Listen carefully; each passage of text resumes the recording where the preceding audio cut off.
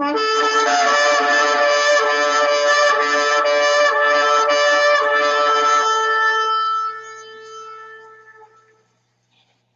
shalom, shalom. This is our Israel Wake Up. This is our Sabbath class, 28th of November, 2020.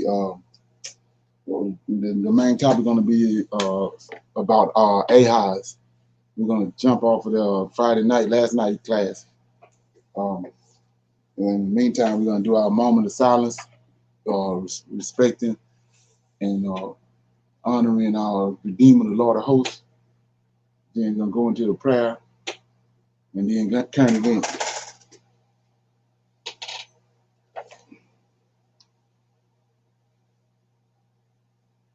Oh Lord, we come before you this Sabbath day, bow down and with great respect for our Redeemer. Lord, you confess through your prophet Isaiah that you would return us unto, and that you would pour your spirit out upon us. This you done. This you have done, O Lord, in great fashion. Because of this, O Lord, we have found you within your holy scriptures. Great is the counsel and mighty in works. For thine eyes are open upon all the ways of men, to give everyone according to his ways and according to the fruit of his doings. O Lord, behold, thou hast made the heavens and the earth by thy great power and stretched out arm, and there is nothing too hard for thee. Knowing all these things, O Lord, we eagerly await thy coming, the day in which thou wilt break the yoke of our oppressors. Peace be unto you. Okay. Anybody got any current events? Okay. Like I was saying last night that we had some interruptions when I was explaining how prophecy was being unfolded in front of our eyes when it comes to Ezekiel 38. So I'm gonna go back over that part. Ezekiel 38 says that he's gonna bring Gog and Magog and all the sons of Japhet and pretty much a majority of the African nations are up against Israel once he regathered them, which is pertaining to another prophecy, Jeremiah 29:14, that he's gonna bring us back to the place which he calls us to be carried away from. And everybody that know the story, know that Deuteronomy 28:68 said that we was going to go into our final captivity in ships. And that happened in 1619 with the transatlantic slave trade.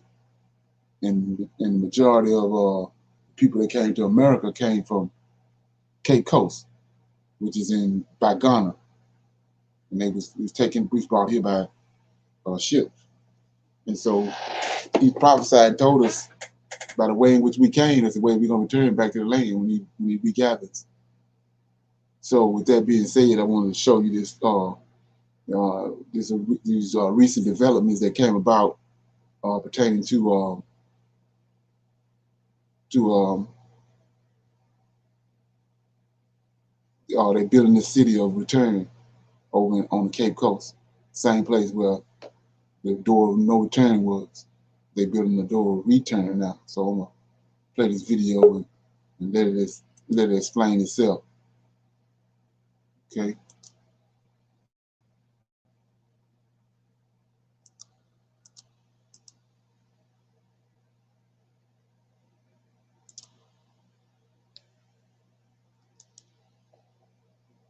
Okay, let me read that right quick. I didn't read all of it.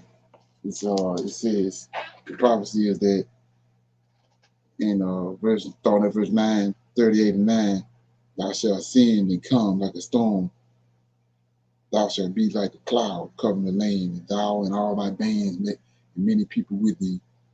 Thus saith the Lord God, it shall also come to pass that at the same time shall things come into thy mind, and thou shalt think an evil thought, and thou shalt say, I will go up to the land of unwalled villages, and I will go to them that are at rest, that dwell safely, all of them dwelling without walls and having neither walls nor gates, to take a spoil and to take a prey, to turn thine hand upon the desolate places that are now inhabited, and upon the people that are gathered out of all the nations, which shall be gotten of cattle, which have gotten cattle, goods that dwell in the midst of the land.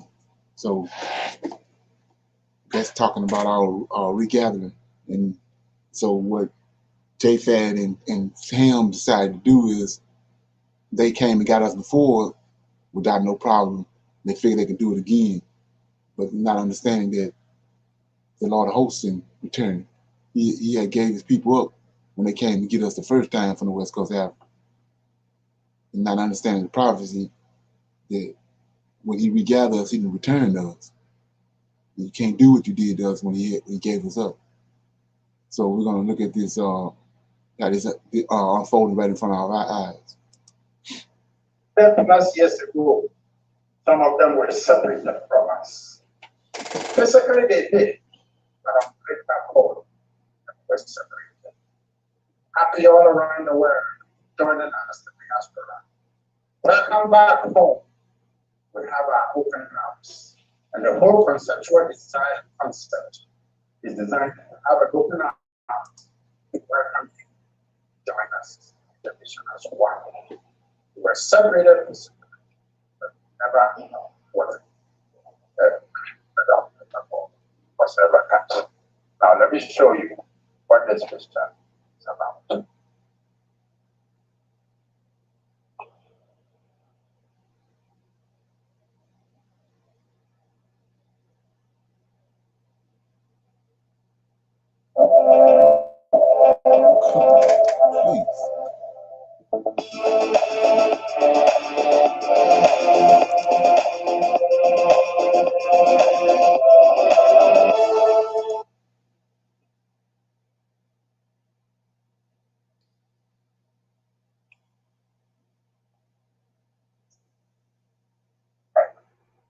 What we are getting on board with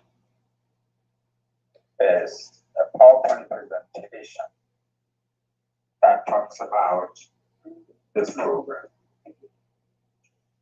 On this screen, we will show you bits and pieces of Wakanda One, City of Return.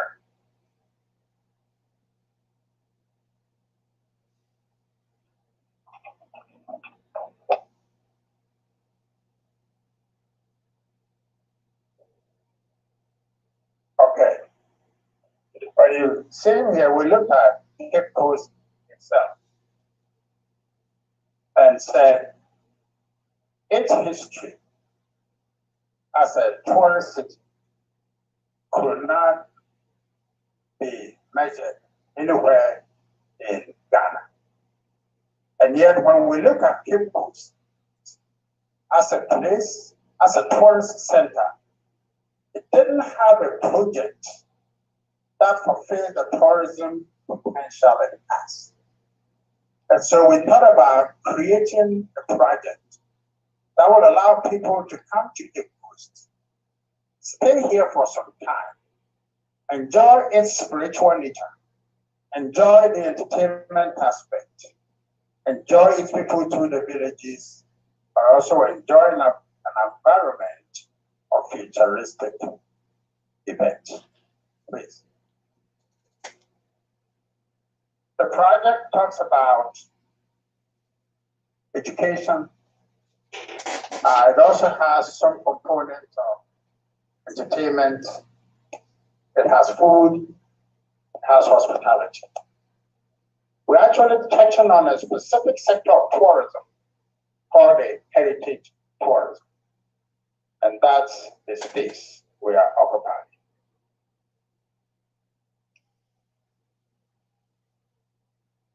When the story of slave trade is told, it couldn't be said better than Cape Coast, where the museums all around the world, where the slave dungeon some refer to it as slave castle, is creating something within the project called a heritage walk.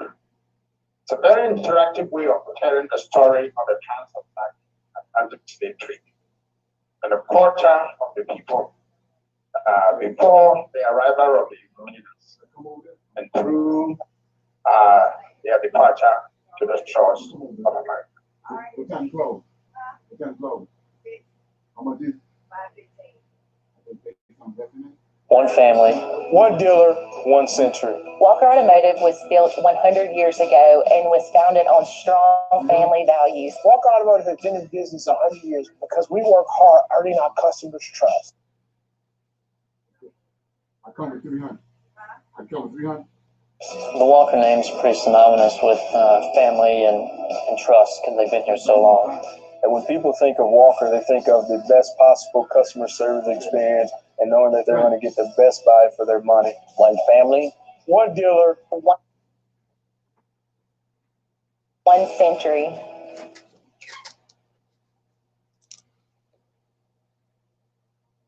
What is in that box? Simple. It's you. Because wrapped up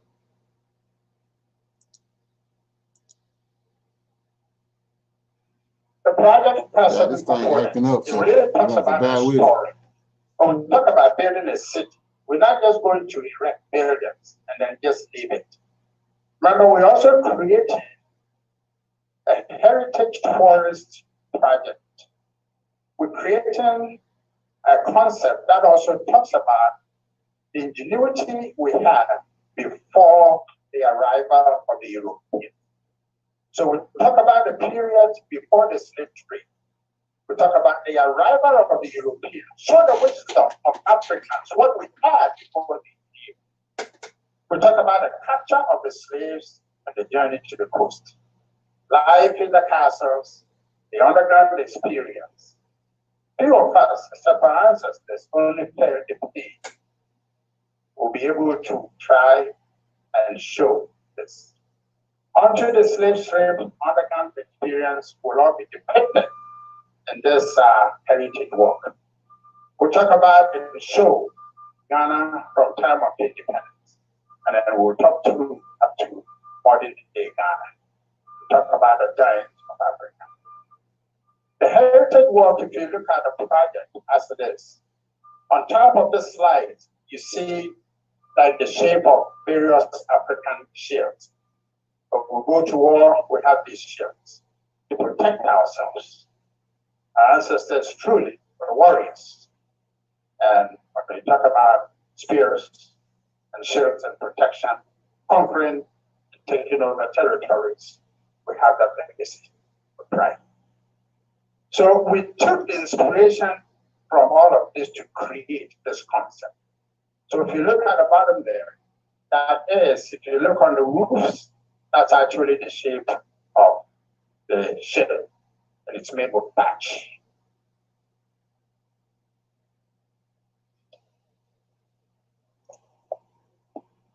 So from this angle, you're looking at the conceptual design of a village within the Wakanda returned city called Izikampo. Izikampo simply means our forefathers who have born before us. So we're going to create this heritage work within the Izikampo village, and that within the conceptual context of the heritage work. So the Most High is precise when he says, when you say something, it's precise, and he's gonna bring it down. He's gonna bring it to pass precisely. And you notice he keeps saying villages, and all, and even Dr. Aracona, everybody saying village, and that's what the Most High said in Ezekiel 38. They're gonna come up. The Israelites gonna be dwelling in villages, unwalled villages. Notice that there ain't no walls around these villages. And they going to the point to, even though we're in modern times with modern technology, they going with the concept of the village. They trying to resemble the villages that we was in when we left there. They going to the point to make sure that these villages, and that's how you can see the hand of the Most High. And this particular video we're watching right here, you gotta magnify that, because they're gonna do this. They're doing this all over Africa, all over West Africa. Even as we speak, they in the process of doing a Wakanda 1 in Sierra Leone. If you look on the left side of the Heritage Walk project is there. And then there's a black street, a line that goes in between. That's actually a street that separates one side of the street of the project from the other. On the right hand of the street, you will see in front of you, it's the Royal Door of Return. It's actually a 5-star hotel. You see the design there, and I'll talk about it a little bit later as well. But you're looking at a 5-star hotel. When we mean 5-star, we mean truly 5-star. Some of us have had the privilege to travel around the world, slept in truly 5-star hotels. And whatever you use to your concept of the definition of 5-star, anywhere in the world, is what you will find here in Cape Coast.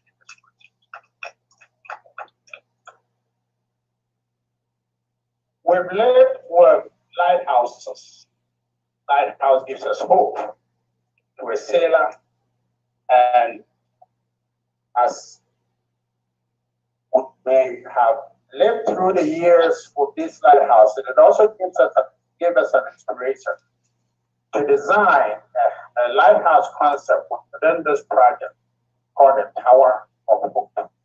So if you look at the right-hand side, it has levels and stairways leading up inside the lighthouse. It's not just staircase to climb up. It is a staircase that each and every single floor has a story to tell. And each story will take quite a bit of time to hear, listen, and go through. This is not staircase you just climb up and down. It's impossible to walk past the storyline and simply climb up. You listen on the way up, you listen on the way down.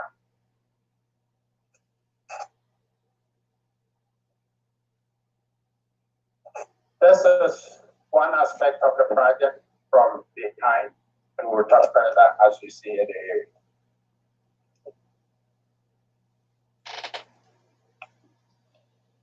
This is another part of the design, just to give you a flavor, one section of the Tower of Hope.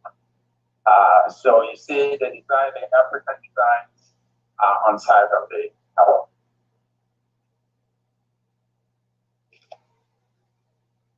This is Mongolia, and we are Nada. The only company in the world who's created a At the back of the design, the Heritage Walk architectural buildings. This is to show you the details of the architecture you are going to be experiencing when you come to this place. This area we call the footsteps. Footsteps or footprints in the sand. We want the diaspora who come and spend some. Yeah, this for the people that just coming in. We're dealing with the unwalled villages that's being unfolded in front of our eyes out in Ezekiel 38. Where it says the Israelites going to be dwelling there in the very end when God and may God come up against them.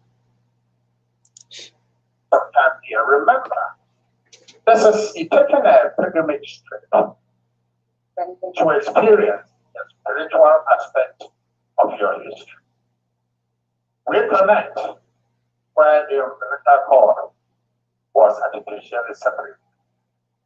And so this wall, the wall back there, you see some boxes in front. Actually, those designs in there, I believe there are 6 of them, will be pictures of people with Pan-African legacy, and history that we are proud to immortalize their name and finishes on this wall. The wall back there is actually 4 stories high, so you actually can appreciate the depth of it in picture. But you will see it standing in front and looking at one of the forefathers, the legacies of Africa, who have inspired us for today to give us the zeal to persist in great suffering. This just shows the cultural dances inside our place. We anticipate that the brothers and sisters in the diaspora who come to experience this project will also come as a family. They bring their children to introduce them to the history of their ancestors. But we also are not naive to the fact that children this age must also be engaged differently. So while we inspire them with our history, we also want to entertain them with our family plan. So this gives you an idea of the type of entertainment family activity that the children will come and also enjoy.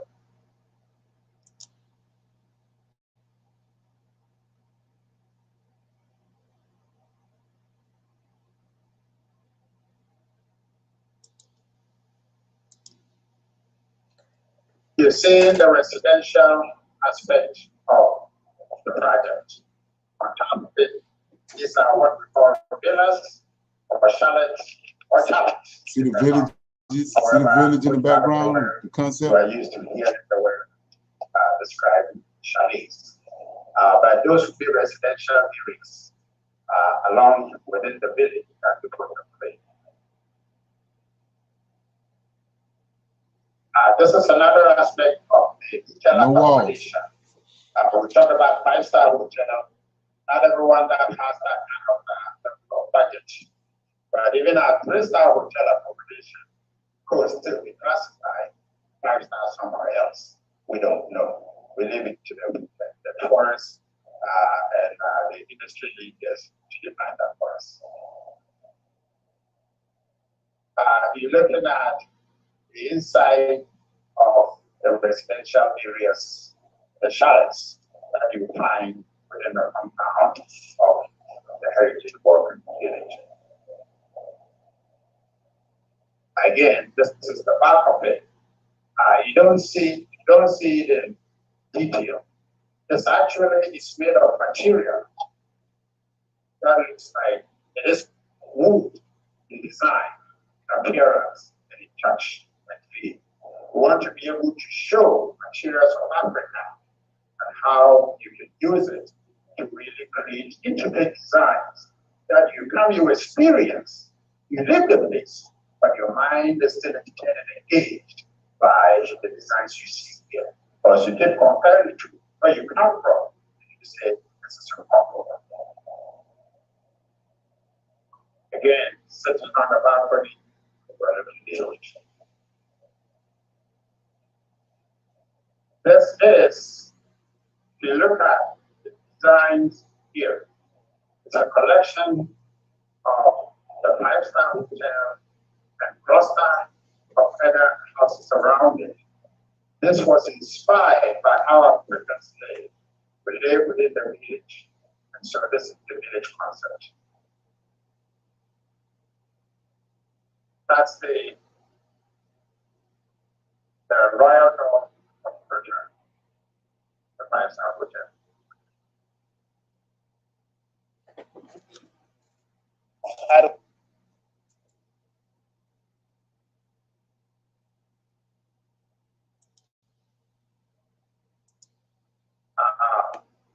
You know, in Africa, not just Ghana, we are inspired by horns.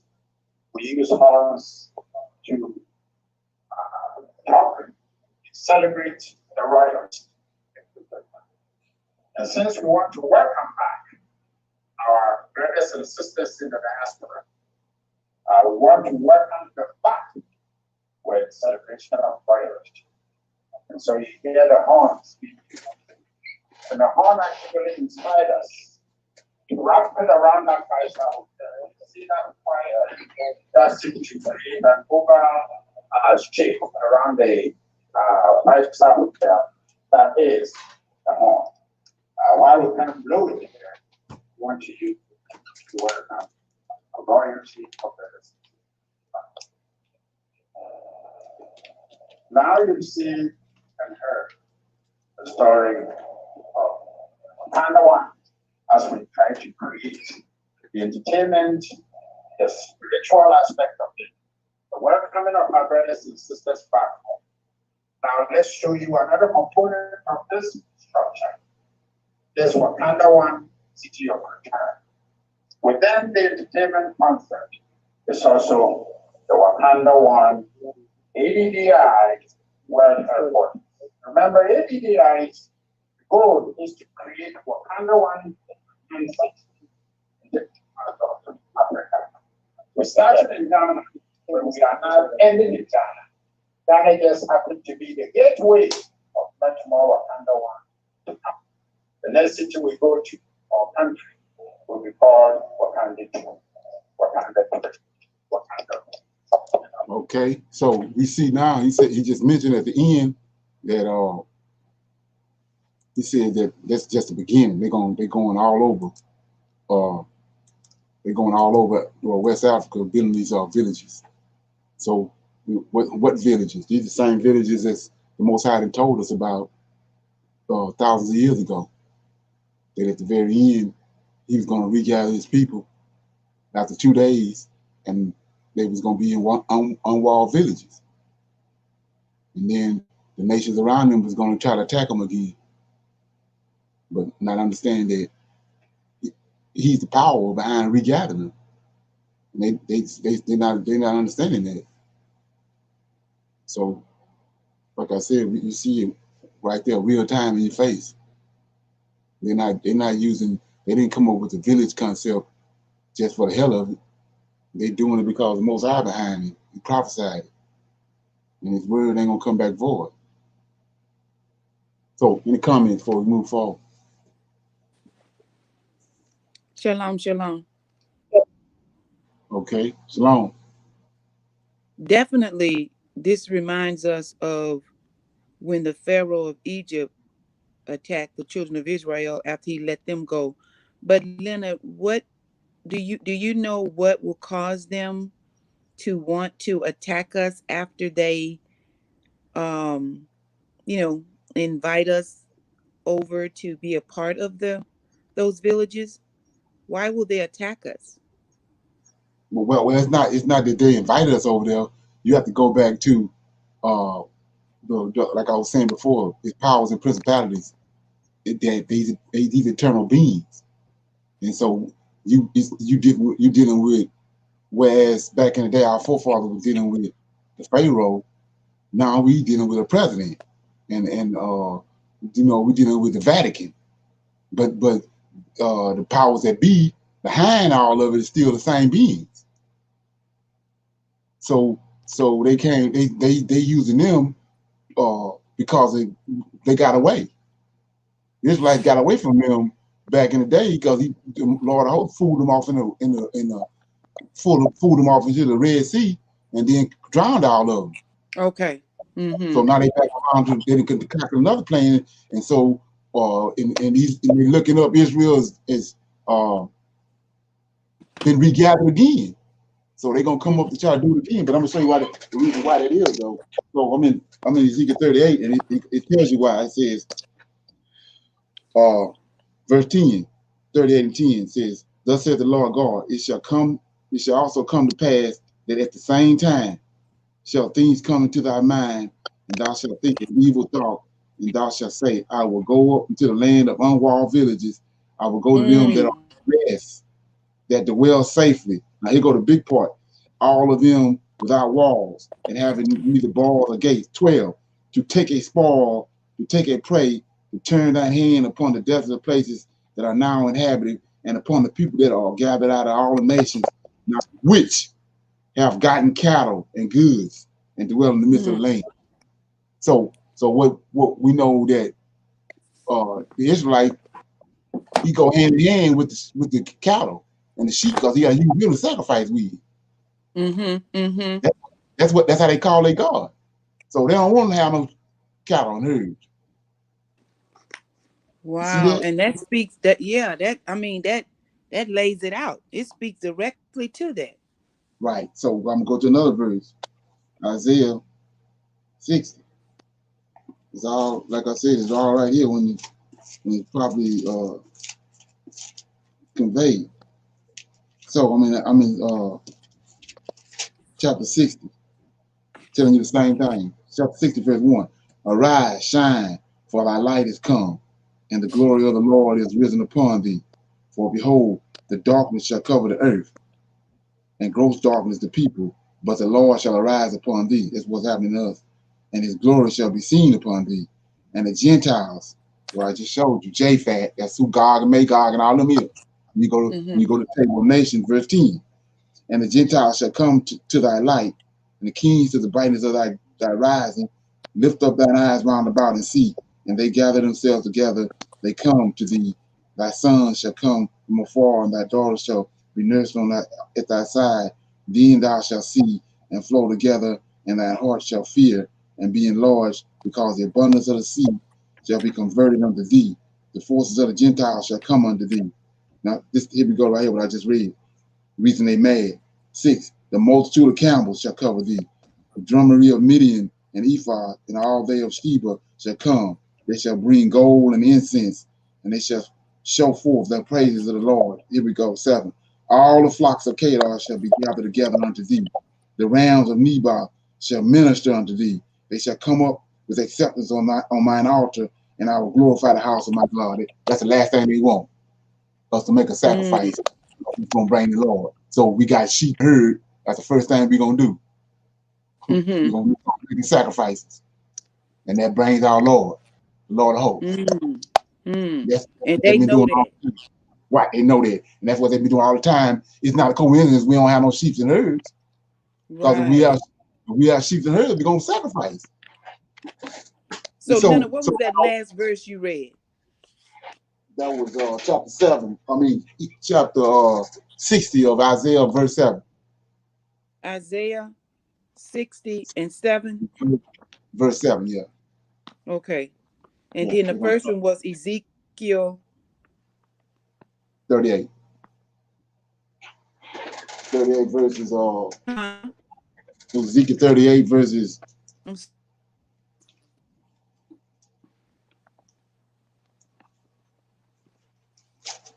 Ezekiel 38 verses start at verse 11. 10, start at verse 10 all the way to 13. Okay. All right. So yeah. So that's the whole problem right there was that. And so, like I was saying, I was telling people, we at the point now where it's Most High bringing understanding. So he says that he want us to make sacrifices on the altar, and then we see he making preparations for us to do that. But look what they done to us. They told us, and nobody didn't see this in the past, but that's the purpose. They're telling you that Jesus done away with the sacrifice. Right. Now you see, that's the whole purpose. They brought him on the scene for you to stop making the sacrifices. He called you out. Now they talking about he didn't came and done away with the sacrifices. And now look at all the Negroes doing. And like I said, who when you got to go back and look at the dynamics of it. Back in the day, it was these, when you start looking at people back in the day that they even gave us as heroes, like Alexandra, Julius Caesar, and all them. They went to school. They went to school. The regular population wasn't going to school. They was illiterates. But now everybody going to school. So see that. So when you say they ain't making no more sacrifices, and then you wrote that down, and people read it, they gonna believe that. Right. And Leonard, that goes. Go ahead. Yeah, they ain't gonna make no sacrifice. Go ahead. that also continues to anesthetize the way we think. That whole Right. thinking like a Hebrew. Right. Hebrews make sacrifices with cattle and animals to the Lord, to our God, to our Right. Lord. Right. You see that all through the Old Testament. Moses, Abraham, all of them. They made a sacrifice to the Most High. Then they went. Then they got what. Then he came to them and showed them. And then what did Israel say? The son, the real son, Yahweh, real son, Israel was in the Egypt in captivity. And when Moses came back, what did he ask the Pharaoh? Let us go Let them 3 days out in the wilderness and let us make sacrifices to our God. sacrifice. Yes, yes. And of So course, now, Leonard, go ahead. Go ahead. of course, we being over here in a strange land, we some of us feel like making sacrifice is so messy. It's so, Right, I mean, who gonna hold the head of a animal and cut it and the blood splattering everywhere? You know what I'm saying? But right, like you made a point of that the Lord of hosts like the fat of the animal. So you know what I'm saying? So you, like you say, I'm looking for the fat because that's what my Lord likes. But as Hebrew right, Israelites being in a strange land, we turn our noses up at sacrifices and the messiness of it. You know what I'm right, saying? right, right. And it made the turn off. But where the real drama come in at, imagine you doing that to a human. Right. But they didn't trick you to you that you believe in that. He Mm-hmm. got to say he ain't got. You don't see nowhere in the Old Testament he got no man as no sacrifice. Mm-hmm. But like I said before, well, I'm gonna go over it again in a minute. Was that that's what uh, the gods, the fallen angels that was posing as gods to different people in different parts of the world wanted them to do. They wanted human Mm-hmm. sacrifice. They Mm-hmm. perverted.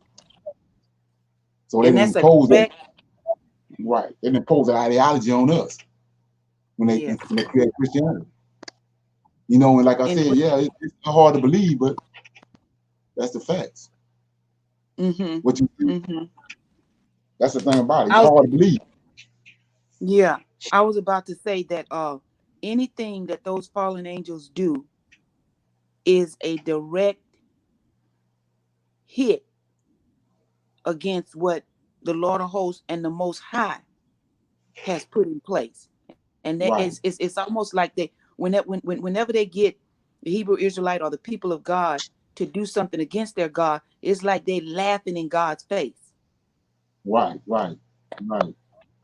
And they got you looking crazy as hell because, like I said, he there. He's there. He always, it's like we finding out all this time. We've been jumping around and all that in the church, and they even know he's patient. Mm-hmm.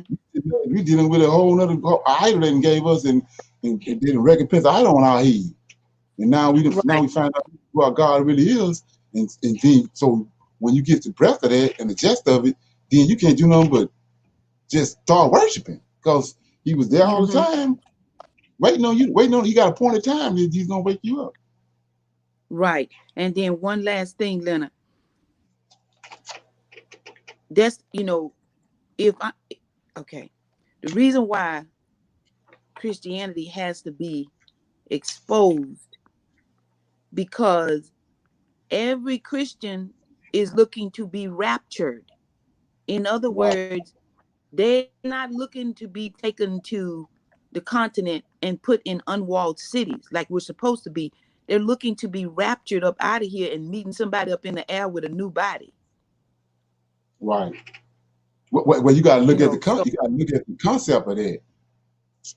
I read yesterday, last night, and I'm gonna read it again. How Satan said he was gonna ascend to the throne of God. mm, See that? So ain't Japhet his children? right. So what he doing? That's why they all up in heaven. The Israelite already ain't know they ain't going up there to no heaven. But he want to Mm-hmm. be all up in heaven because he was kicked out of there and he want to bring his children with him. Mm-hmm. That's what Christianity is. But we know that the Most High God kingdom is on earth. The Israelites, Okay. David's kingdom is on earth. Mm-hmm. So they trying. So that's like I said. Once all this stuff you start peeling back the layers, then you see exactly what how you've been bamboozled. Like I said, he Mm-hmm. told Naomi. Naomi was a priestess.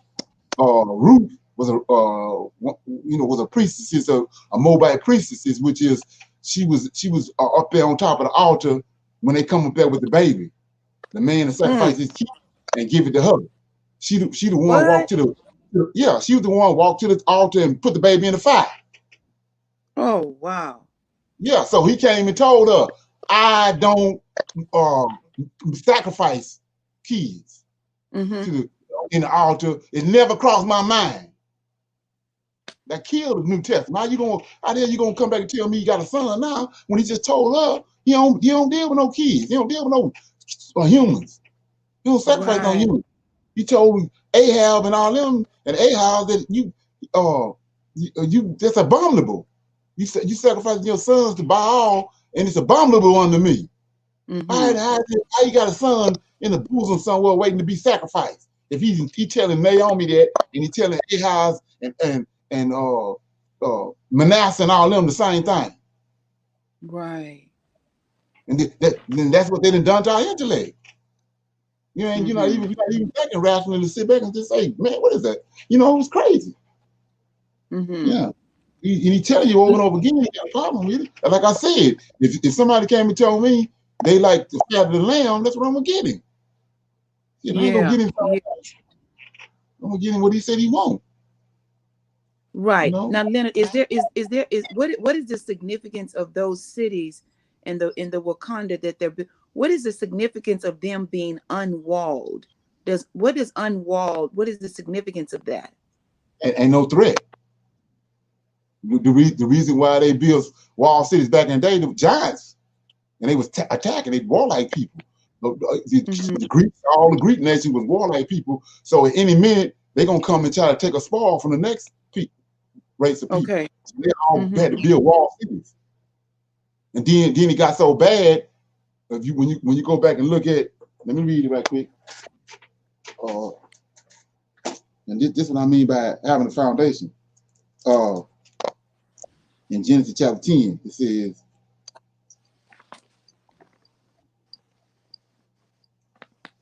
Genesis chapter 10, it says that verse 2, the sons of Japhet, Gomer, Magog, Midian, Javan, Tubal, Meshach, Tyrus, and the sons of Gomer, Ashkenazi, Rephath, Tomargah, and the sons of Javan, Elisha, Tarshish, Ketchum, and Dedon. These were the isles of the Gentiles, divided in their land, everyone at the tongue. So they on the sea coast. Mm-hmm.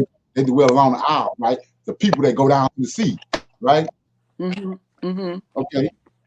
Ain't that what we just looking at with these villages? Wasn't it the one come to one right by the sea? Right. The Cape Coast. Well, who is the Philistines and all them? The Philistines were giants. They wasn't from the land of Israel. When you go look at the map, they came from the other side over there, or the Mediterranean over there, where Japhet land was given to him, and they came across the Mediterranean to Israel. All right, Mm-hmm. they violent people. So what happened? Yeah. They came to people on the sea coast, just like the Vikings. So then they moved from off the sea coast. That's why you see all these towers and castles up high up on these mountains with these walls around them, keep getting away from them wicked ass people. Mm-hmm. They ran them off the sea coast. That's why they start Mm-hmm. building walls. Okay. And so you say, what is that? That's the invasive species. That's Mm. another way. Like I said, the Israelite is highly intelligent. He a cut off of the 7 angels. So he highly intelligent. So I just showed you that he said he don't sacrifice no children. Now Right. we see these people right here ain't come from him. So how he got a son that's gonna die for everybody, and everybody got a chance to the tree of life? These wicked ass people ain't got no chance to the tree of life because they didn't come from the Most High.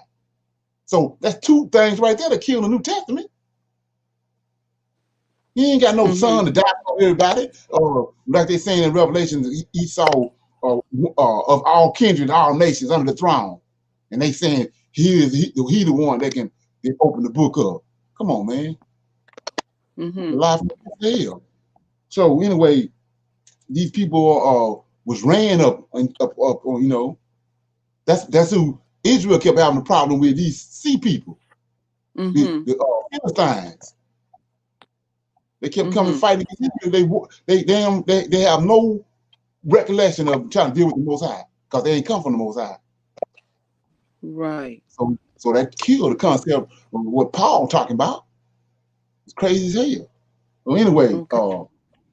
so one of the things I want to deal with now is, Thank you you. know, it came across my mind was, you know, when you start telling people about the Lord of Hosts, the Captain of the Hosts, and all that, that's a trickeration too. Captain of the Hosts and Lord of Hosts, same thing. I'm gonna show you that in a minute. But so I'm gonna do a little scriptural proof to explain the Lord of Hosts, the concept of the Lord of Hosts. So my first thing is I'm gonna do is in Second Chronicles. You might want to write these down. Second Chronicles. Let me see what I got. Wrote down. Second Chronicles 33. Leonard, it was a little distorted. Can you say that again, please? Second Chronicles 33 and 11.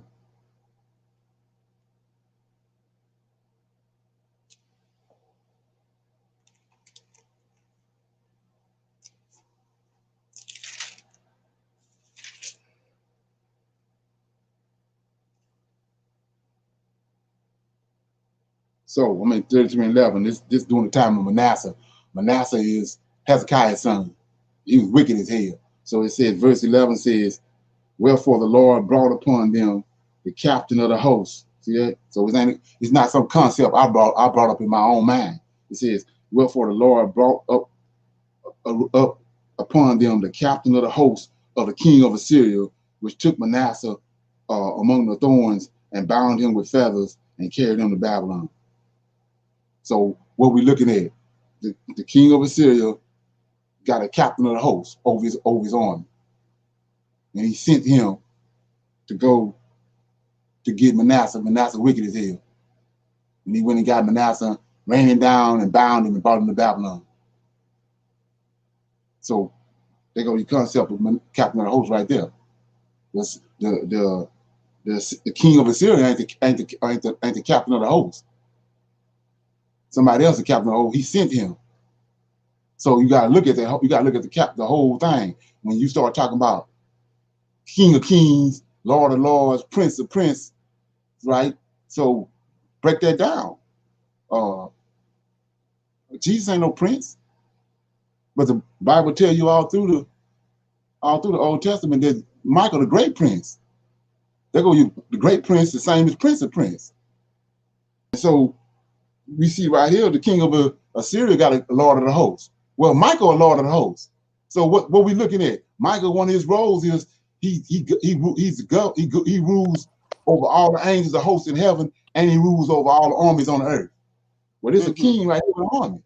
So who sent his captain of the host of Assyria to go get Manasseh? The king. Michael.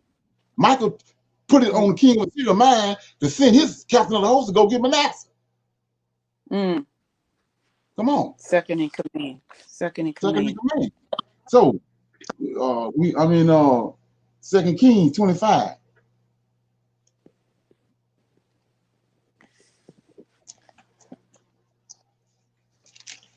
Second Kings 25 and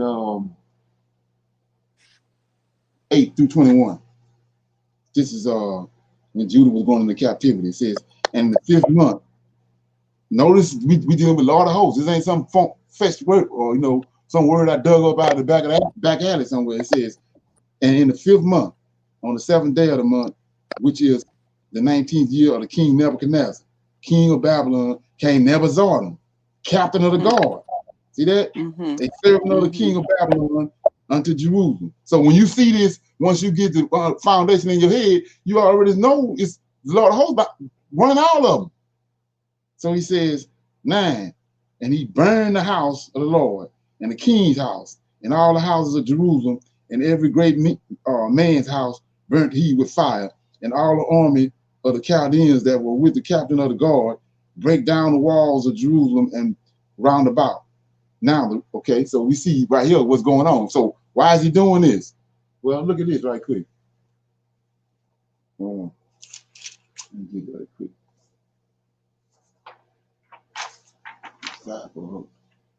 I also heard another term in there, captain of the guard, Leonard. Yeah, that's what I'm saying. It's the same meaning. They trying to throw you off. It's the same Mhm. thing. He's captain of the guard. He's second in command. He's over the host. I'm gonna show you that in a minute. I'm gonna show you in a minute. So hold that page right there, but go to Jeremiah 36 and 11.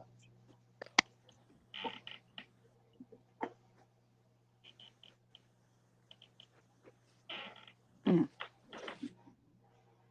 Jeremiah 36 and 11.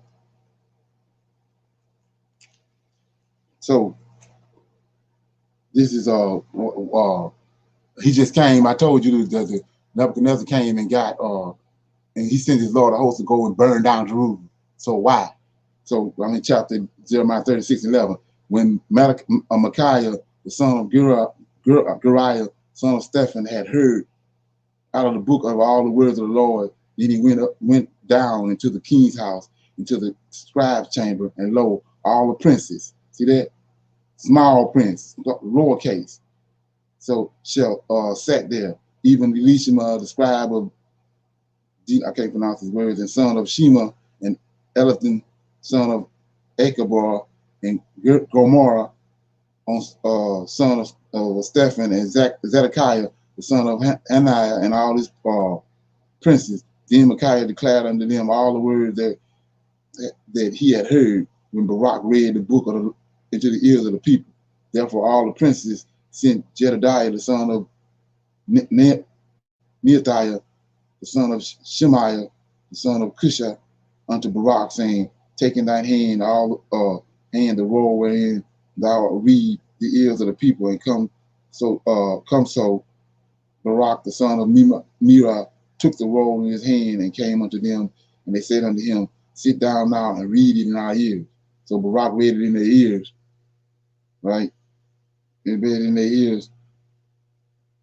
Now it came to pass, when they had heard all the words, they were afraid, both one and the other, and said unto Baruch, we will surely tell the king of all these words, right? So let me see what happens. We gotta get somewhere. Okay.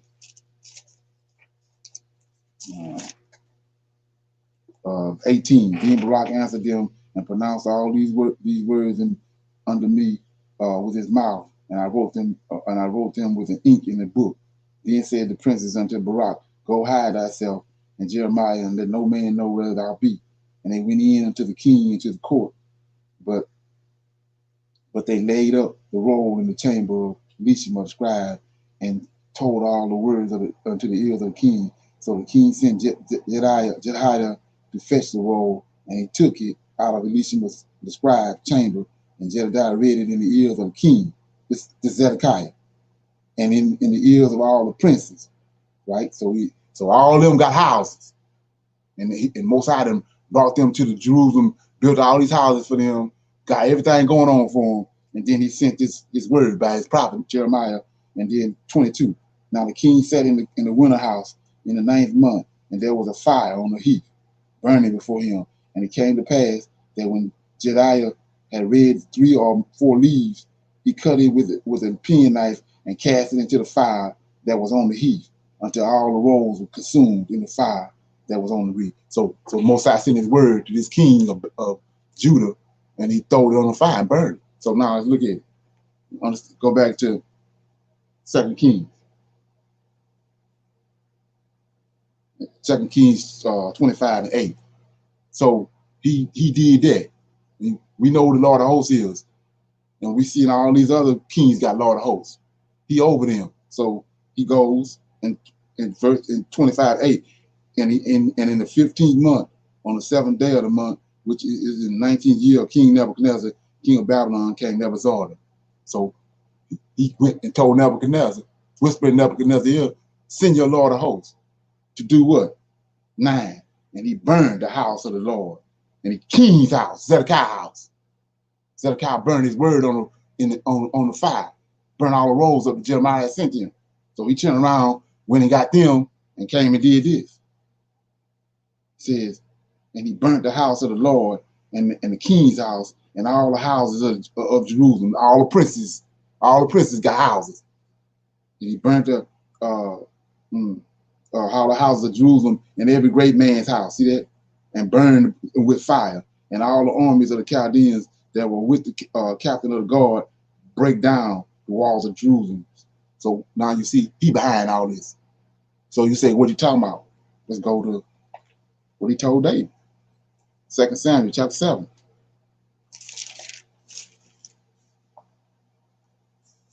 Yeah, 2 Samuel chapter 7, I'm at verse 9. And I was with thee wheresoever thou wentest, and I have cut off all thy enemies out of thy sight, and I have made thee a great name, like unto the name of great men that are in the earth.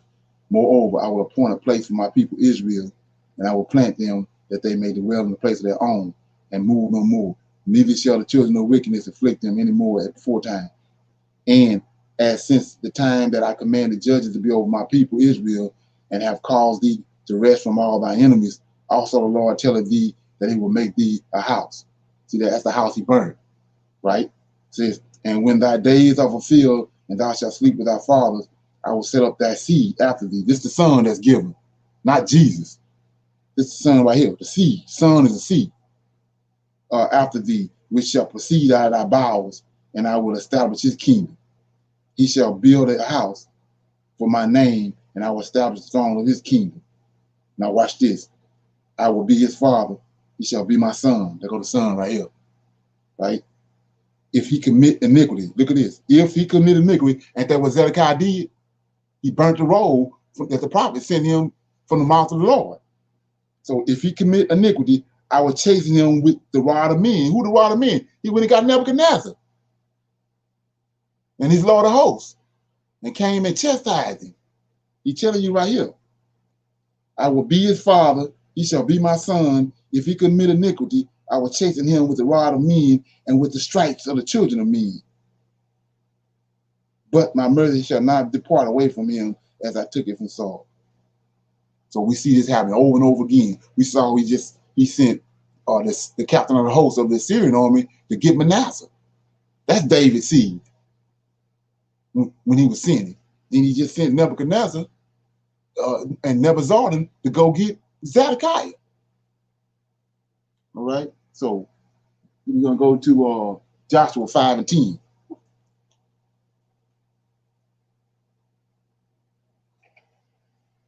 So like I was saying before, this ain't some far-fetched ideology that I came up with. I'm in Joshua 5.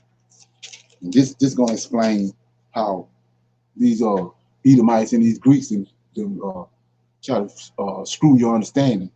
Let me see where I'm at. Yeah, I'm in Joshua chapter 5, verse 13. So they want you to think that Lord of hosts and captain of the guard, two different roles, but it's the same role. It says right here, and it came to pass when Joshua, and they tried to be slick, no, but we're gonna see how who the slick is. It says 13, and it came to pass when Joshua was by Jericho, that he lifted up his eyes and looked, and behold, there stood a man over against him. Now see that you could have, if you had in the sense, you took this other part out, but it says he had a man over against him with what? A sword in his hand. Who was that?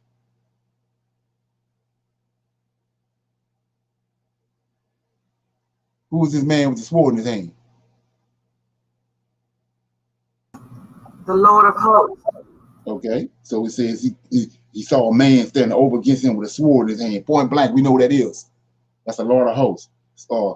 Unto him, and he said unto him, art thou for us or for our adversary? 14. And he said, nay, but as captain of the host. See that? And he said, Lord of hosts, captain of the host. Same thing. So when you go over there and you see captain of the guard of the Syrian army, Lord of hosts of the Syrian army. Same thing. They fumbling with words. And 14 says, and nay, but as captain of the host, okay,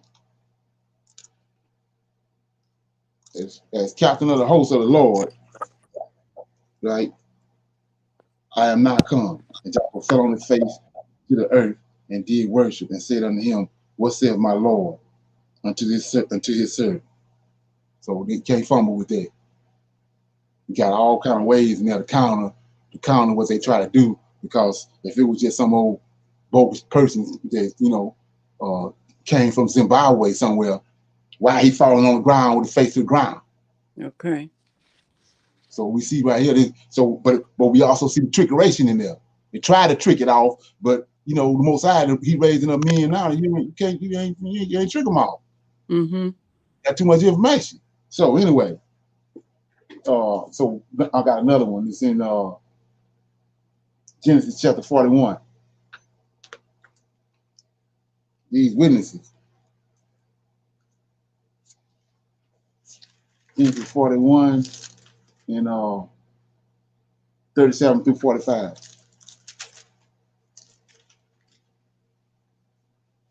It's Joseph. So it says, Joseph made ruler over Egypt, right? So just reading that, you think he running Egypt. He over the whole. He in charge. Ain't nobody over him.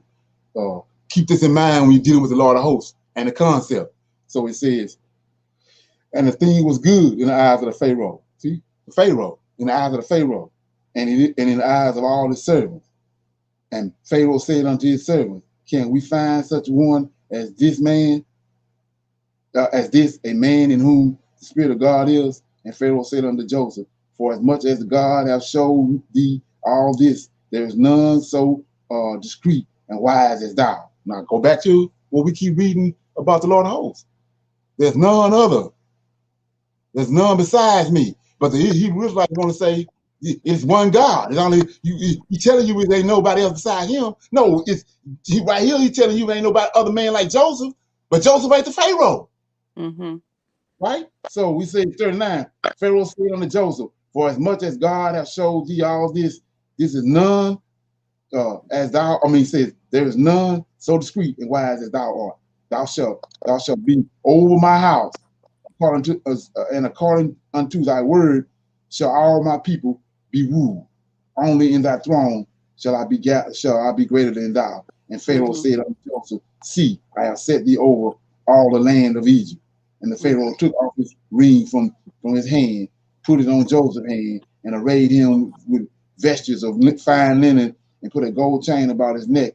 And he made him to ride in the second chariot. See that? Come on. Mm-hmm. Second chariot which he had, and they cried before him, bowed the knee, and made him ruler over all the people of Egypt. And Pharaoh said unto Joseph, I am Pharaoh, and without thee shall no man lift up his hand or foot in all the land of Egypt. And Pharaoh called Joseph to that. So Joseph ain't the Pharaoh, Mm-hmm. but Joseph got all his power. So what's the comparison and contrast? Exodus chapter 23. He told Moses on Mount Sinai, this angel right here over everything. He got all kind of power. Yes. He ain't Yahweh, but obey his voice and do what he Yes. tell you. Come Yes. on. So you can't keep fumbling with that. So anyway, last one. This is chapter 5. You probably want to write this one down. Keep this one for the mega pastors. Let me get it. First Samuel 10 and 1. Mm-hmm. Let me get it. First Samuel 10 and 1. Okay, so it says, chapter 10 of First Samuel said, then Samuel took a veil of oil, poured it upon his head, and kissed him, right? And said, is it not because the Lord of hosts, have anointed thee to be what? Captain over his inheritance. Mm. See that? So let's break this all the way down. Because can somebody give Yahweh something? No. So Yahweh ain't got no inheritance. You can't give him nothing. So whoever this is, received this from Yahweh. Didn't the Pharaoh just give Joseph power? Mm-hmm. So Michael received Israel from Yahweh. Mm-hmm. He the Lord over Israel, the El, the strong one over Israel. Then he says, so Samuel understanding that, because he ain't been to the Vatican. He ain't been to seminary. It says, then Samuel took a veil of oil, poured it upon his head, kissed him, and said, it's not because of the Lord. You already know who it is. Is it not because of the Lord of hosts have anointed thee? Not Samuel ain't anointed him. Samuel was sent to anoint him, but the Lord of hosts anointed him. And he said, to be captain over his inheritance, second in command. And Leonard, who is he talking to? He's talking to Saul. Okay.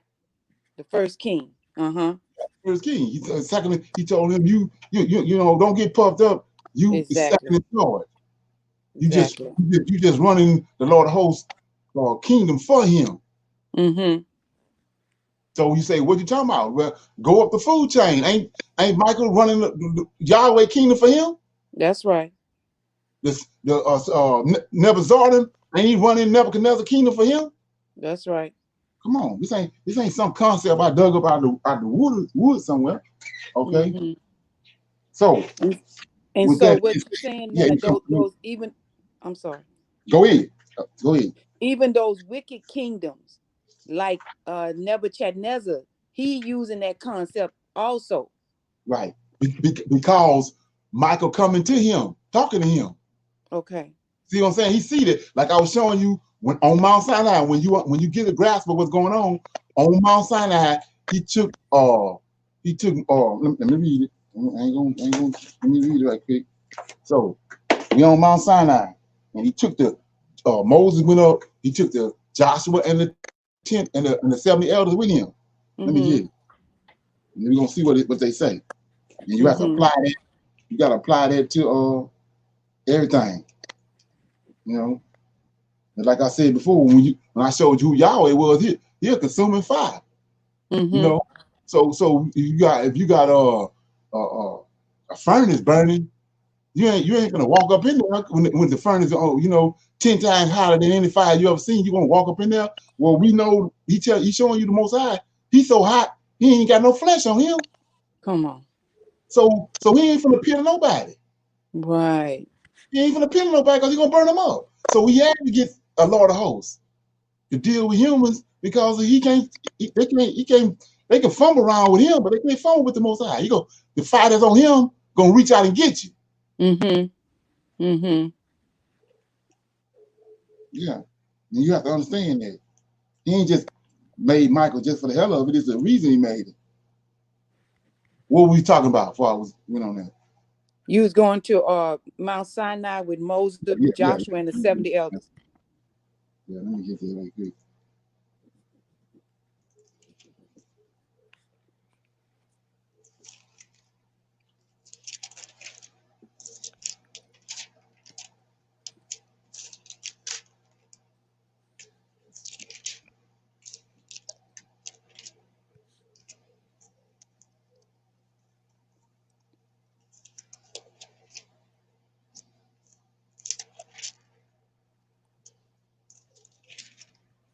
Okay, I'm in Exodus 24, and I'm starting at verse 1.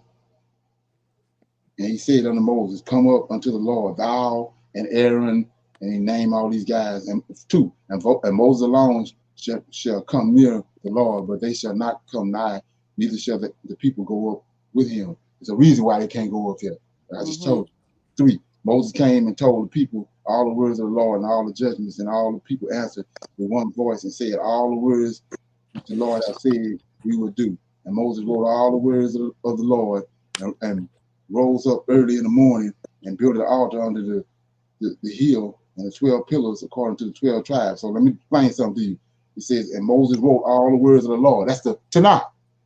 That's the Torah. Mm-hmm. So who telling them this? It ain't Yahweh. Yahweh on the mountain. Yahweh on the mountain, but it's 7 more elves up there with him. Come on. And Michael telling him all that happened from Adam all the way to Mount Sinai. That's what the Tanakh Torah is. There it is right there. So 5. And he sent young men of the children of Israel, which offer burnt offerings and sacrifice peace offerings of oxen unto the Lord. So the whole 7 angels and Yahweh on the mountain. Ain't nobody sacrifice no son to nobody. Mm-hmm. Sacrifice. Look what they're doing. He there. He ain't in heaven. He on top of Mount Sinai. It's quaking and bubbling up of lava and the mountain doing a twist. So he said, 5. He sent young men of the children of Israel, which offer burnt offerings and sacrifice peace offerings of oxen unto the Lord. Not no son, Yeah. not no children. See that? And Moses took half of the blood, the animal blood. Come on. And Moses took half of that of the blood, put it in a basin, and half the blood he sprinkled on the altar. Yahweh there. Come on. Yes. So if Yahweh there and he using animal blood, that's what it takes. Yes. If Yahweh there and you need human blood, they'd have been sprinkling human blood on their head. They're not gonna do no altercation when the Most High himself there. Yeah. So it must be the animal blood that they need if he there, and that's what they're using. So, and Moses took the blood, sprinkled it on the people, and he said, behold, the blood of the covenant. This is the blood of the covenant. Come on. This father came and told you some more blood. So the blood of the covenant, which the Lord have made with you concerning all these words. Then, look at this. This is what I want to show you. Then went up Moses, Aaron, Nabal, Abihu, and the 70 elders, and they saw the God of Israel, and there was under his feet. I told you in Ezekiel 37, Ezekiel 1 and 26. Under his feet were a paved work of sapphire stone, and as it were, the body of heaven in their clearness. So this was the 70 elders saw. They saw Yahweh up on the sapphire stone and the 7 angels in front of him. Well, when he went to go tell Nebuchadnezzar to go and burn Jerusalem, ain't that what Nebuchadnezzar saw? Nebuchadnezzar saw him and the 7 angels. Leonard, So go ahead. So you say, what are you talking about? Well, don't Nebuchadnezzar have seven chamberlain? Yes. Didn't Ahaz have 7 chamberlain when Esther went in there? Yes. She walked in there. Ahaz was standing there with his 7 chamberlain with him, and they told him, "You know what you got to do. We got laws in here. Can't nobody come running up in here." So he told them he had to raise up that golden scepter. When he raised the golden scepter, they're gonna chop Esther's head off. But the dude called it, stopped it. So where you get this concept of these 7 chamberlain? Where Nebuchadnezzar get this concept of these 7 chamberlain counselors? Michael. They saw Yahweh. They saw his Lord. They saw it. He came. We see going and dealing with them. And when he came to them, they saw it. And he implemented it. That's why he's saying when he's describing the 4 beasts, he tells Nebuchadnezzar, his head, his golden head, that's you. Because he the one triggered it out, jumped it all off. Okay? Yeah. Any question? That was I was connecting some dots right there.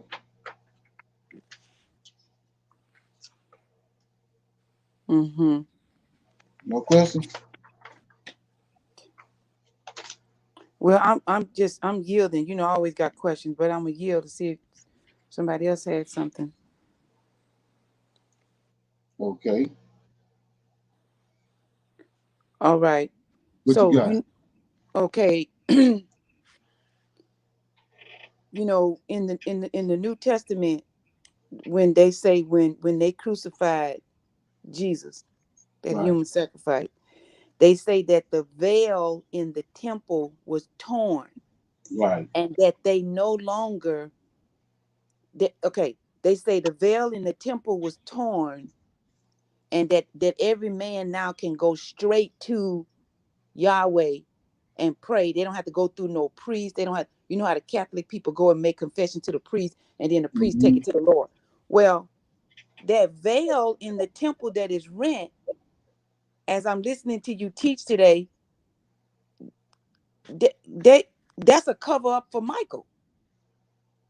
Right. But you got to go back to who Yahweh is. right? And then we just read that Yahweh are consuming fire. Yes. Do we change not? No.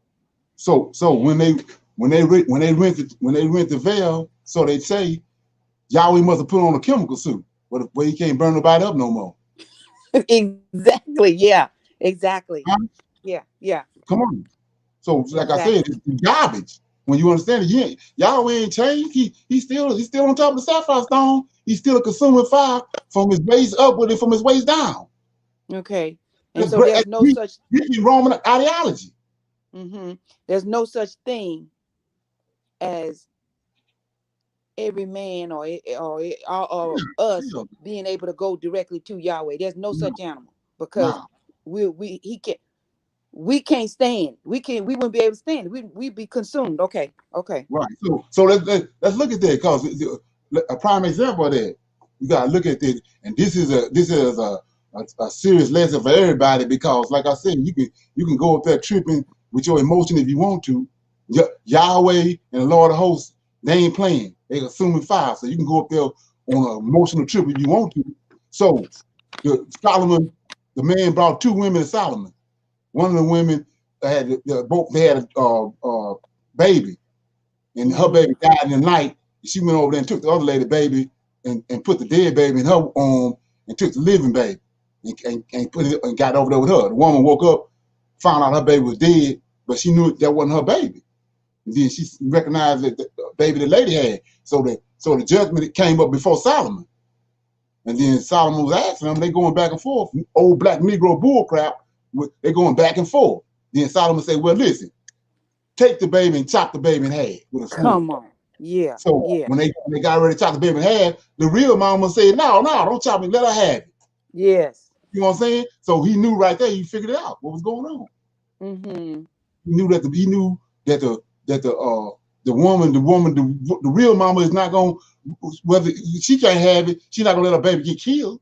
But the other lady, the wicked ass lady, said, "Go on and kill the baby." That's how he knew who the real mother was. Right. So, That was so wise. That was so so yeah, wise. same thing with this. We just read here consuming fire. So with that understanding, showing you the wicked part of it, they want forever. Then the most I telling you over and over again, even Cain, when he came up on the altar, what he told Cain, get, because I know where you came from. You ain't. I know you serpent your father. I saw it when Eve was doing Eve hooked up. Got Cain. I don't want no offering from you. So all these years, this being don't want to deal with them. So what is the New Testament? What is the New Testament? The opportunity presented itself, just like the woman went and took the baby and put the dead baby in the woman's arms and kept the live one. Now opportunity presented itself. Now you done brought her, you done made a way for you to go deal with the God that don't want to deal with you. Come on now. You just set it up. Now you set it all up. Everything they're doing is because they've been rejected. So now they got the opportunity with the New Testament to bring themselves in. Yes. And the first thing the way they can come in, you got to do away with the law. Yes. Because the law is convicting them. Come on. That's what the New Testament is all about. And so once they you see came that, in through the back door, so to speak. Yeah, they came in through the back door when the opportunity presented itself. So, like you were saying before, about the veil. And that epiphany is rented the veil. Come on. Can you say more? And that epiphany came in 143 BC. Right. And entered into the Holy of Holies. He's the one rented the veil. Wow. Right. So I showed them this last night. I'm gonna show some of the people they wasn't here yesterday. So and I know you've been to seminary, so this is gonna ring a bell. Just say we dealing with Isaiah chapter 14. Can everybody please go there? Isaiah 14. Everybody please go there. So we're gonna call this Sabbath Ahaz Day. This Isaiah 14. I'm starting at verse 12. Everybody should know this verse. Isaiah 12. How art thou fallen from heaven, O Lucifer, son of the morning, how art thou cut down to the ground, which didst weaken the nations? For thou hast said in thine heart, I will ascend unto heaven, I will exalt my throne above the stars of God, I will set also upon the mount of the congregation in the sides of the north.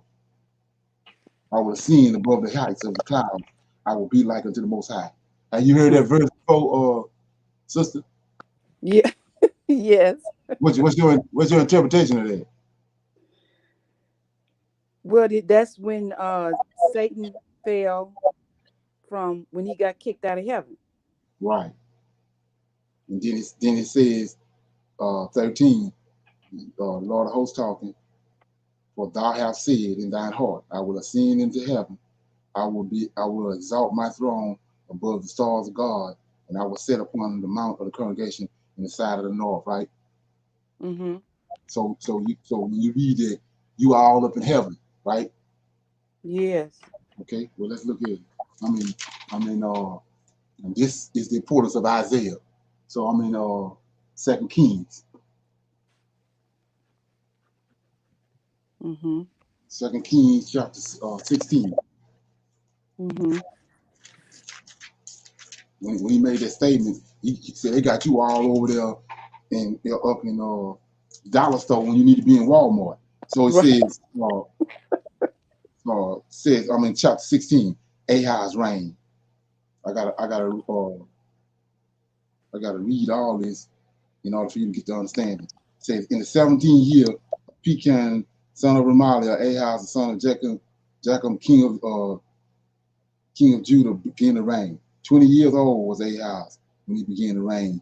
And he reigned 16 years in Jerusalem, did that which was right in the sight of the Lord, his God, like David his father. But he walked in the ways of the kings of Israel, yea, and made his sons to pass through. This is what I was telling you earlier. Look here, he made his sons to pass through the fire according to the abominations. So when you start talking about a son going to the altar being sacrificed, it's an abomination. Mm. Point blank. So he says, according to the abomination of the heathen. So it's a heathen concept. So whom the Lord cast out from before the children of Israel, and he sacrificed and burnt incense in the high places and on the hills under every green tree. Then Rezin, king of Syria, and Pecan of Remaliah, king of Israel, came up against Jerusalem to war, and they besieged Ahaz, but could not overcome him. So, is a bell going off for anybody? Didn't the Lord of hosts, when Manasseh was wicked, didn't he send the Lord of hosts to go get him? Yes. Of the Syrians. When Zedekiah burnt a scroll, he sent to Nebuchadnezzar, and Nebuchadnezzar sent his Lord of hosts to Yep. get him. Uh-huh. Look here. This dude here, he sacrificing David's, they ain't none of his children. They David's seeds. And he's sacrificing David's seeds on the altar. To who? To who? Baal. Mm. Who is Baal? Satan. Baal. Huh? Satan. That's another name Okay. for Satan. Okay. Satan. So, he sacrificed burning incense in the high places and on the hills and under every green tree. Just to Satan, to Baal. Mm-hmm. Now, like I showed you before, the Lord of hosts go to work. He wicked as hell. Then Rezin, king of Syria, and Pecan of Remaliah, kings of Israel, came up to Jerusalem. Who sent them? The Lord of hosts. Lord of hosts. He told that's the covenant he got with David. 6. At that time, Rezin, king of Syria, recovered Eloth to Syria and drove the Jews from Eloth, and the Syrians came to Eloth and dwelt there until this day. So Ahaz sent messengers to Tamar-Pezer, king of Assyria, saying, I am thy servant and thy son. Come up and save me out of the land of the king of out of the hands of the king of Assyria and out of the hands of the king of Israel, which rise up against me. So who he should be praying to help him? Lord of hosts. Lord of hosts. He calling the king out of Assyria to help him. Oh, See okay. that? So now watch this. 8. And Ahaz took his silver. Look at this. He took his Lord of hosts. He already spit in the Lord of hosts' face. He taking Lord of hosts silver and gold. Look at this. And took the silver and gold that was found in the house of the Lord and the treasure of the king's house, and sent it for a present to the king of Assyria. And the king of Assyria hearkened unto him, and the king of Assyria went up against Damascus took it and carried the people of it captive to Kir and slew Rezin. And the king and Ahaz, look at this. And King Ahaz went to Damascus to meet Tamar-Pizer, king of Syria, and he saw, look at this, and he saw an altar that was at Damascus, and King Ahaz sent to Uriah the priest. That's the high priest in Jerusalem. Mm-hmm. The fashion of the altar and the pattern of it, according to all the work workmanship thereof. So this is the altar of Baal. This is the altar of Satan. He saw in Damascus.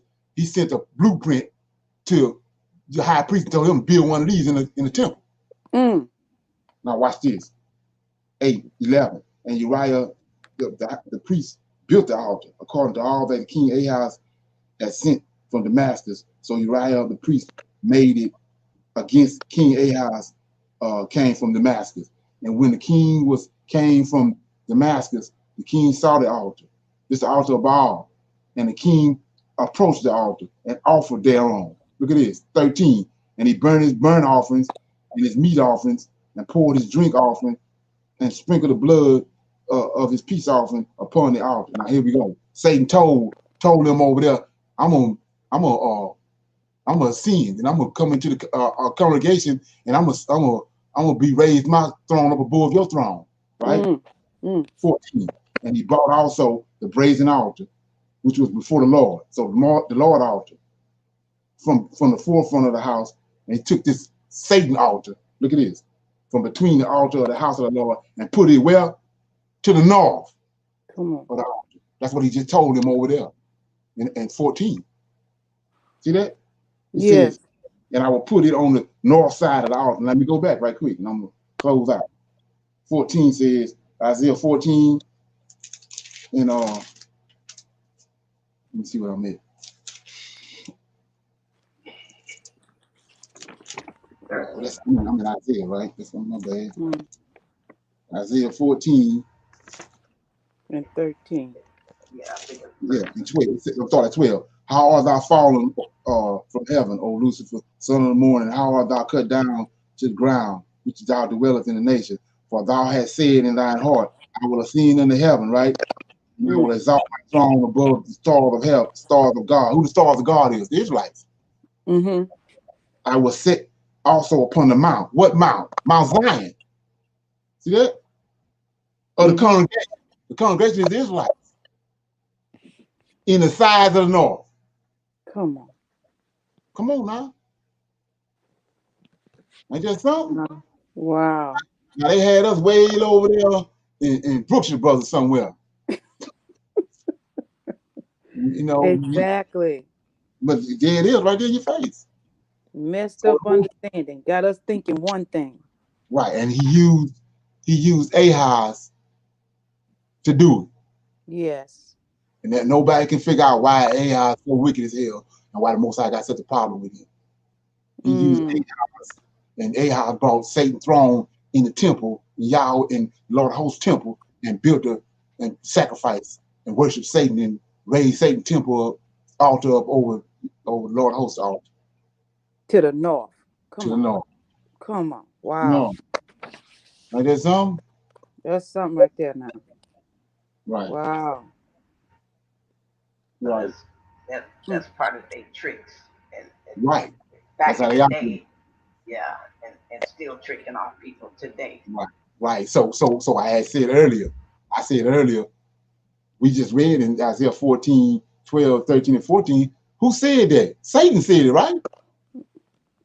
Right. Satan said it. So who done it though? Ahaz done it. So who behind?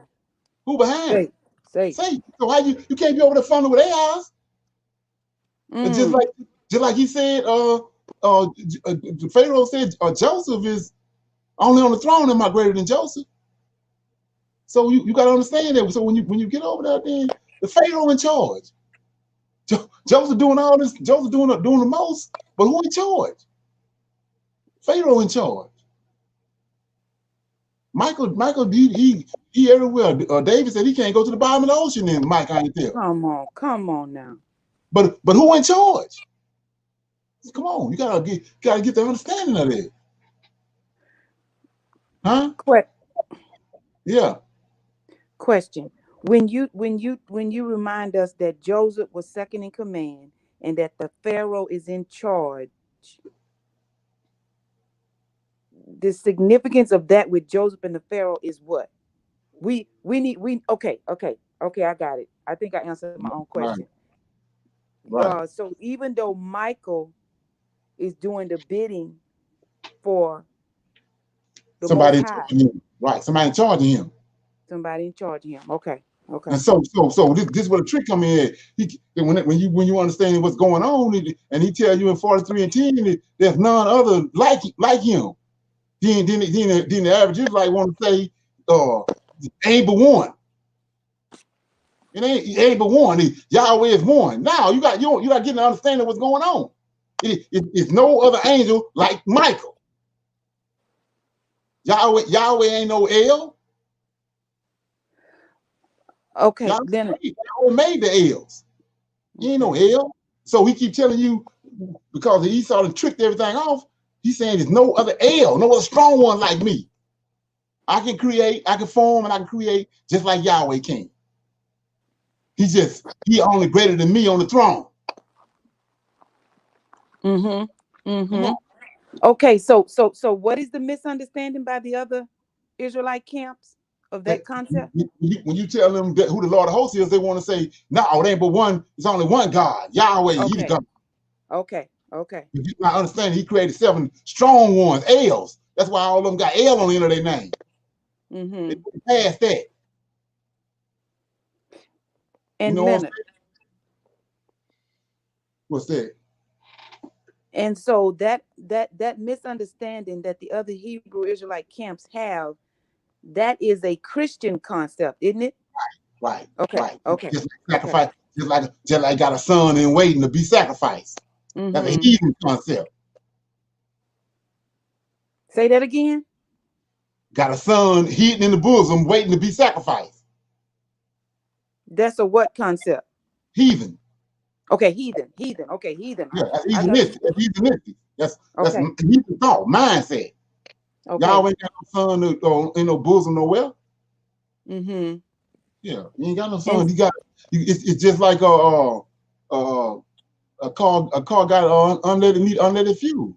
You mm-hmm. ain't gonna put no water or milk in the tank. It need gas. Yeah. So he tells you in Exodus 23 that he got an angel that's overseeing. Yes. Well, if it come down to if the earth gets so bad that somebody got to be sacrificed, then who the hell you sacrifice? The angel overseeing. So Come on. you sacrifice the angel that's overseeing. That's right. That don't make no sense. Mm, mm. They got it all twisted up. But like I said, I'm showing you right here. He got the book of Enoch tells you he made 7 angels. Mm-hmm. The first one he created was Michael El. Mm-hmm. He who can create, he who can form and do things that Yahweh can. He's like Yahweh, like it under Yahweh. Yes. So who else is the Lord of hosts? Can't be nobody else but him. Can't be nobody but him. Right. But anyway, so with that same concept, this is my last scripture and I'm going to close out. So the serpent got a root, right? Yes. David got a root, serpent got a root, Nebuchadnezzar got a root. So it says, I'm in Isaiah 14, verse 29. Rejoice not thou, O Palestinian, because the rod of him that smote thee is broken. For out of the serpent's root. So I ain't saying this, I ain't saying the serpent got a root. Isaiah telling you he got a root. Mm-hmm. Says the serpent root shall come forth a cockatree, and his fruit shall be a fiery fine serpent. So what is he talking about? I was telling you before, Satan the one made the statement that he's gonna sit in the congregation on the mount of the congregation to the side of the north, right? Mm-hmm. Who he used to do that? Ahaz. Yeah. Well, didn't Antiochus Epiphanes come and destroy the temple? Mm-hmm. Okay. Who sent him? Lord of hosts. Yeah, but who over him? He come out of the serpent root. If he come out of the serpent root, who sent him? The serpent. The serpent. There it is. They tell you right here. Look. 29. Rejoice not, thou O Palestinian. Palestinian is the name that they changed Israel from Hadrian. Hadrian changed it from Jerusalem to Palestine. So it says, rejoice not, thou O Palestinian, because the rod of him that smote thee is broken. For out of the serpent's root shall come a flying, shall come a poppy tree, and his fruit shall be a flying, fiery flying serpent. That's Epiphanes. He came to Palestine. He came to Palestine and destroyed the temple. And like I said, Satan wanted to have an altar in the temple. He used Ahaz to do it. You don't want the Lord of hosts temple there. When the opportunity presented itself, he sent Epiphanes, and Epiphanes tore it down and ran the Israelites out. Most High allowed it because of their sin. Okay. Okay. So I'm gonna open up for the questions, then we're gonna close out. Okay, I'm just hold off a minute. Anybody got anything? Let me see, somebody over here got something.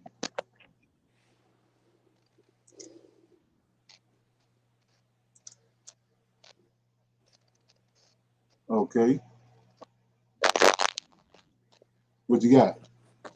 Okay, so I'm just understanding that word root. When you say the root of Jesse or the root of David or the root of Satan is Your the phone source. acting up. Go ahead. Huh? Yeah. Your phone got a lot of static in it. I just wanted to get. Go ahead. I don't know what's wrong with my phone. Is it acting up? Go ahead. When you say the root of something, you're talking about the source from.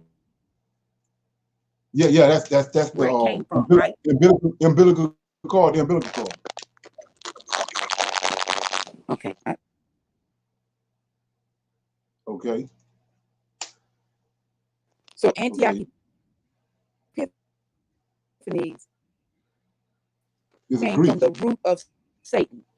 Yeah, from the Greeks. The Greeks came from Cain. Cain came from Cain came from the serpent and Eve cohabitating. Say that one more time, Leonard. Cain came from the serpent and Eve cohabitating together and got Cain. And so Cain is from the root of Satan. Right. And then what these people have done, they didn't look with the scriptures, is that Japhet, he told him to go get a male and a female of all people, all lineages on earth. He went and got a male and a female from Cain's lineage. Okay. That's what Japhet is. So the serpent root came through on the boat. Okay. That's who the Gentiles are. That's why the Most High talk about them the way he talk about them. He talked to them about them the same way that the Lord of hosts handled Cain at the altar when he came up to make his offering. Okay. He ain't got nothing to do with them because he know they are. Right. All right. Thank you. Okay. Anybody else? Okay. So I'll hit you with this line a little bit and see how you like it.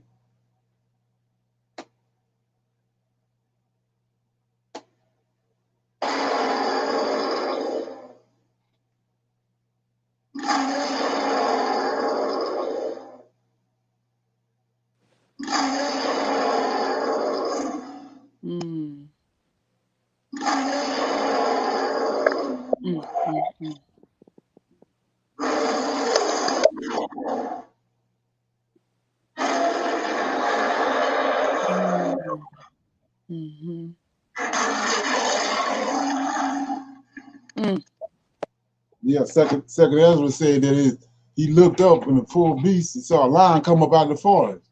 Come on. Roaring.